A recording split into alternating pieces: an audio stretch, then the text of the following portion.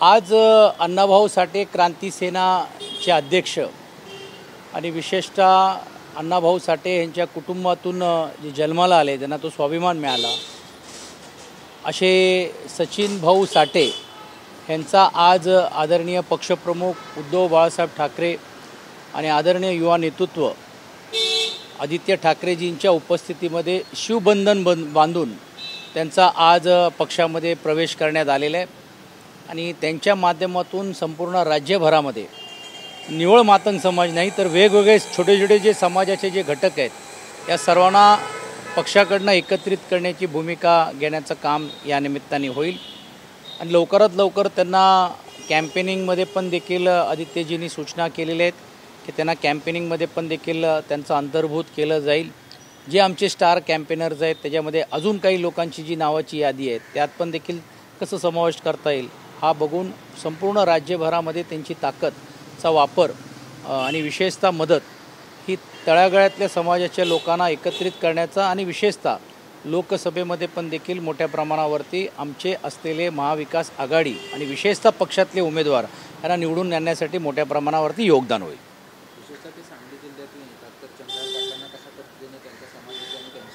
आता आज त्यांनी अधिकृतरीत्याने पक्षामध्ये प्रवेश केलेला आहे। मग सांगली असेल, कोल्हापूर असेल, आमचा इतर जिल्ह्यातले असेल, विशेषतः मुंबईसारख्या शहरामध्ये असेल, विभिन्न क्षेत्रामध्ये त्यांचा जो जनसंपर्क आहे सोलापूर जिल्ह्यामध्ये मोठ्या प्रमाणावरती आहे, सांगली जिल्ह्यामध्ये आहेत, तर त्याचा मोठ्या प्रमाणावरती फायदा निश्चितपणे पक्षाला होईल आणि त्याच भावनेतून त्याच दृष्टिकोनातून आज आदरणीय पक्षप्रमुखांनी त्यांना पक्षामध्ये समावेश करून घेण्याचं काम केलेलं आहे।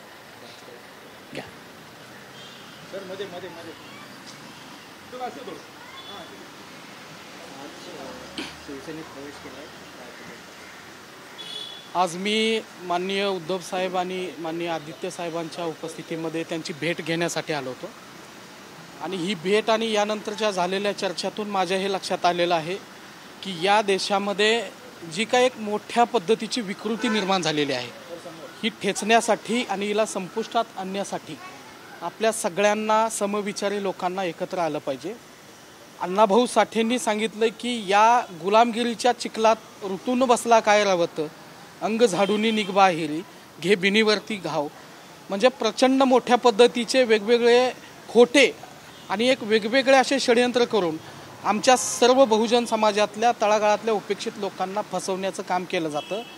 मी या ठिकाणी अत्यंत नम्रपणे नमूद करतो की आम्ही अशा काही गोष्टी पाहिलेल्या आहेत की या महाराष्ट्राच्या जडणघडणीमध्ये अण्णाभाऊंचं मोठं योगदान आहे, पण अण्णाभाऊंचं कुटुंबीय म्हणून आम्हालाही कधीकधी अपमानाला सामोरे जावं लागले आणि या ठिकाणी ज्यावेळेला मी आलो, मातोश्रीवर ज्यावेळेला आलो त्यावेळेला दोन्ही बापलेकांना मी पाहिलं, त्यांच्यामध्ये कुठलाही अहंकार नाही, न्यूनगंड नाही, अतिशय नम्र स्वभावाचे आहेत आणि सगळ्यात महत्त्वाचं की त्यांच्यामध्ये प्रामाणिकपणा आहे आणि त्यांनी जे आम्हाला शब्द दिलेला आहे की समाजाबद्दल, मातंग समाजाबद्दल विशेषतः आणि त्यांच्या सर्व मागण्या पूर्ण होण्यासाठी आम्ही विशेष प्रयत्न करू आणि जोपर्यंत त्या मागण्या पूर्ण होणार नाहीत तोपर्यंत आम्ही मागे हटणार नाही, आम्ही तुमच्या सोबत आहेत। अण्णाभाऊंच्याबद्दल आम्हाला आदर आहे।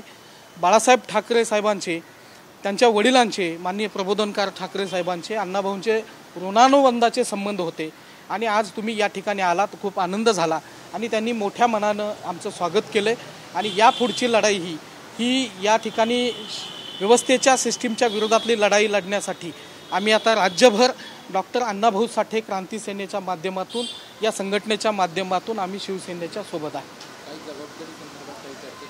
मी आजच त्यांच्याशी चर्चा केलेली आहे आणि हा प्रवेश झालेला आहे।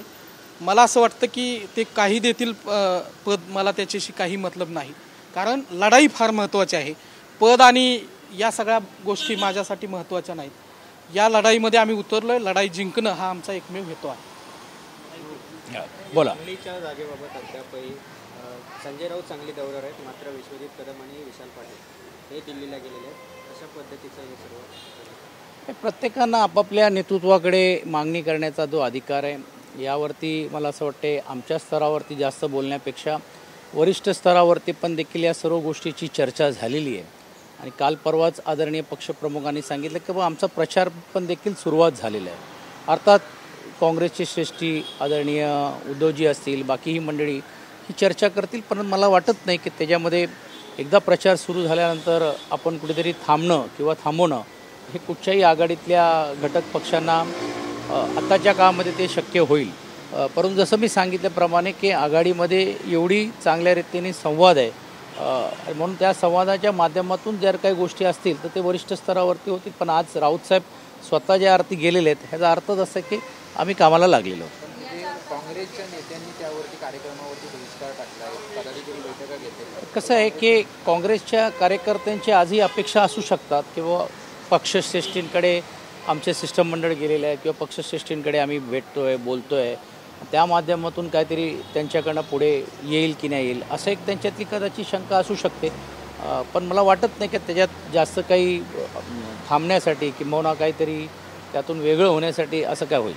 पण दुसरीकडे अशी चर्चा आहे की अशोक चव्हाण जे आहेत ते समन्वय समितीमध्ये होते आणि त्यांनी ज्या आपल्याला हक्काच्या जागा आहेत त्या जागांची योग्य वेळी मागणी नव्हती केली, त्याच्यामुळे सांगलीची जागा गेले असं देखील काँग्रेसच्या नेत्यांचं काहींचं मत. आता तो काँग्रेसचा अंतर्गत विषय, त्याच्यावरती आम्ही प्रतिक्रिया देणं उचित होणार नाही. पण एक गोष्ट नक्की आहे की अनेक वेळा जे आपण चर्चा करत असताना याहीकडे मला वाटते सर्व आमच्या काँग्रेसचे सहकार्यांनी हेही लक्षात घ्यायला पाहिजे की पक्षाने पण खूप मोठ्या प्रमाणावरती सिटिंग सीट्स सोडण्याचं काम केलेलं आहे. म्हणजे अगदीच नाव घेऊनच जर सांगायचं असेल तर सुनील केदारजी बरोबर मी स्वतः त्या विषयावरती कॉर्डिनेट करत होतो. मग रामटेकची सीट असेल त्यासाठी आम्ही सोडण्याची भूमिका घेतली. अमरावतीमध्ये सर्वांचं म्हणणं होतं आणि आता जे प्रहारकडे कॅन्डिडेट ते आमचे कॅन्डिडेट म्हणून पण पुढे यायला काम त्यांनी चालू केलं होतं. अशावेळी अमरावती पण आपण काँग्रेस पक्षामध्ये सोडण्याचं काम आपण केलेलं आहे. तर अशा असंख्य सीट जी आहेत हे देखील आपण त्यांना देण्याची भूमिका यासाठी घेतलेली आहे. मग कोल्हापूरसारखी सीट पण असेल. तर मला असं वाटते की त्यामध्ये ज्यावेळी आघाडी होते तर त्यावेळी काही गोष्टी मिळतात, काही गोष्टी मिळत नाही.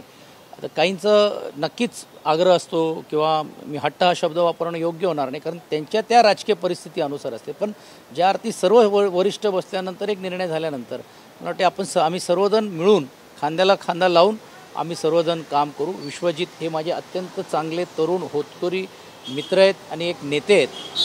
ज्या अर्थी पक्षश्रेष्ठींकडे ते जे भेटायला जाणार आहेत किंवा काय आलं, एकदा पक्षश्रेष्ठींनी त्यांची समजूत घातल्यानंतर किंवा पक्षश्रेष्ठींनी आमच्या श्रेष्ठींशी चर्चा केल्यानंतर जे काय असेल ते साधक बाधक निर्णय जे ऑलरेडी झालेले आहेत पण अंतिम जर व्हायचं असेल तर त्यामध्ये सर्वजण मिळून काम करतील ही परिस्थिती आहे. कारण शेवटी आपल्यासमोर भारतीय जनता पार्टी आणि महायुतीला कसं थांबवणं हा मूळ ध्येय आहे.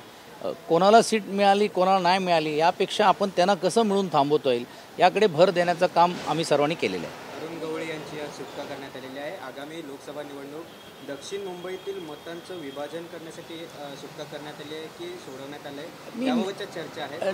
न्यायालयाकडनं निर्णय झालं असं अभिप्रेत आहे, पण मला असं वाटते मी त्याच्याबद्दल प्रतिक्रिया देणं उचित नाही. पण दक्षिण मुंबईमधून अजून देखील जागा महायुतीकडून जाहीर झालेली नाही. बाळा नांदगावकर लढणार की राहुल नार्वेकर लढणार हाच प्रश्न आहे. म्हणजे मतदारांच्या समोर विरोधी पक्षामध्ये उमेदवार मिळू नये ही अशी शोकांतिका व्हावी आणि जे उमेदवार होऊ करतायत किंवा करतायत ते गेल्या 15-20 दिवसापासून फिरतायत, पाहिजे तसे निर्णय घेत आहेत, पाहिजे त्या गोष्टी ज्या नियमामध्ये नाही कायद्यामध्ये नाही तरी घोषणा करत फिरतायत. आता त्यांना उमेदवारी मिळणार आहे की नाही मिळणार ही साशंकता जर त्यांच्याबद्दलच असणं आणि तेही विधानसभेचे सर्वात महत्त्वाचं पद असलेल्या पदावरच्या व्यक्तींच्या बाबतीत असं व्हावं ही दुर्दैवी आहे. यातूनच हे समजते की नेमकं महायुतीमध्ये काय चाललं आहे.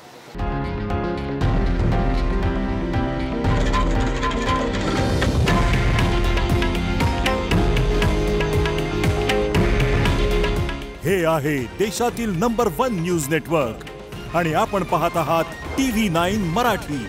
काळजी तुमची, हित महाराष्ट्राचं.